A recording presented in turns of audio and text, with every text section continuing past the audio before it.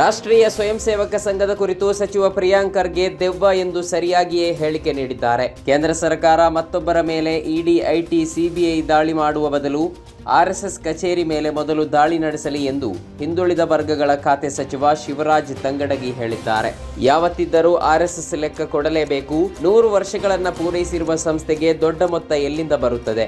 ಯಾರೆಲ್ಲ ಹಣ ಕೊಡುತ್ತಾರೆ ಎನ್ನುವುದು ಬಹಿರಂಗವಾಗಬೇಕು. ಸಣ್ಣ ಸಂಸ್ಥೆಯಾದರೂ ನೋಂದಣಿ ಮಾಡಿಕೊಳ್ಳಬೇಕು. ದೊಡ್ಡ ಸಂಸ್ಥೆಯಾದರೂ ಯಾಕೆ ನೋಂದಣಿಯಾಗಿಲ್ಲ? ಆರ್ಎಸ್ಎಸ್ ಕಚೇರಿ ಮೇಲೆ ಕೇಂದ್ರ ತನಿಖಾ ಸಂಸ್ಥೆಗಳು ದಾಳಿ ನಡೆಸಿ ಹಣದ ಮೂಲ ಪತ್ತೆ ಹಚ್ಚಲಿ ಎಂದು ವಾಗ್ದಾಳಿ ನಡೆಸಿದ್ದಾರೆ.